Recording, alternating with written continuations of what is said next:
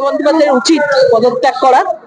যে পরিস্থিতি উনি তৈরি করে দিয়ে গেলেন নিজে হাতে, আজকে আউট অফ কন্ট্রোল হয়ে গেছে। 26,000-এর চাকরি চলে গেছে, 26,000 পরিবারকে হত্যা করেছেন উনি, পেটের ভাত দিয়েছেন, লাথি মেরেছেন পেটে, আর একদিকে হিন্দুদের উপরে টানা আক্রমণ চলছে। এবং ধর্মের নাম করে, ওয়াকফ বিলের নাম করে যেভাবে আজকে মুসলমানরা ঘরে ঘরে ঢুকে লুটপাট করছে, সে বাংলাদেশে আমরা যে চিত্র দেখেছিলাম আজকে সেটা বাংলাতে আমরা দেখতে পাচ্ছি। আজকে উনি বাংলাকে লন্ডন বানানোর নাম করে বাংলাদেশ বানিয়ে দিয়েছে।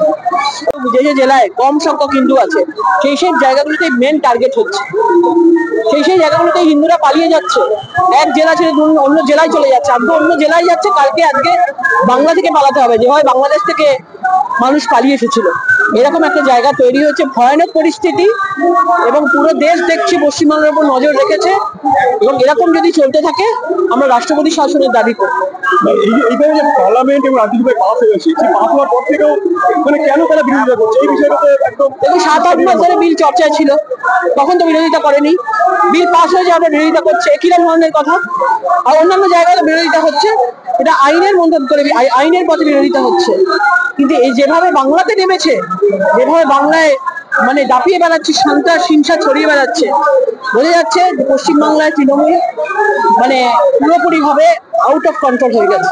মমতা এই বিলের বিরোধিতা করছে, কালকে ফেসবুকে লিখেছেন সম্প্রীতির বার্তা দিচ্ছে। একদিকে বলছে যে এই বিল মানি না, অন্যদিকে সম্প্রীতির বার্তা দিচ্ছে। দেখুন, সংসদের বিল পাস হওয়া এটা প্রত্যেককে মানতে হয়, এটা সংবিধানে বলে।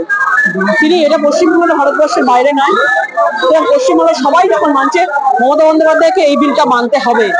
উনি এইটা বলে বিভিন্ন ভাবে সম্প্রীতির বার্তা দিয়ে অ্যাকচুয়ালি সম্প্রীতি না করিয়ে হিংসা ছড়াচ্ছে।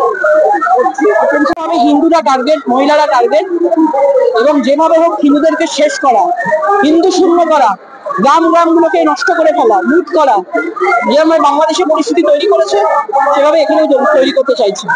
মানে বাংলাদেশের মৌলবাদীরাও এখানে কিন্তু তারা এসে বের করছে, এই মানে দেখাচ্ছে।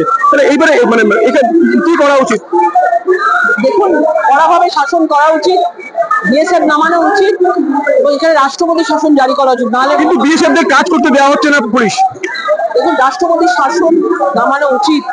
আর মমতা বন্দ্যোপাধ্যায় একদম চুপ করে গেছেন। আগামী বছর ভোট আছে, ভোটগুলোকে একসাথে করতে হবে।